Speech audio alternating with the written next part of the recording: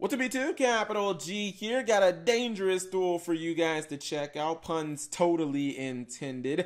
We've got a Danger Dark World build up at the top, which really no explanation needs to be said about that deck. It is not an FTK variant, so you won't have to worry about that. And then we got a Danger Phantom Knight deck at the bottom. I'm surprised that more people don't play Dangers with Phantom Knights because the Phantom Knight monsters want to be in the graveyard. They can be summoned back from the graveyard. Some of them can be banished to get like searches, for whether it be rank up cards or Fog Blade and other things. Plus, you can summon the monsters back from the graveyard so easily. I feel like there is a lot of natural synergy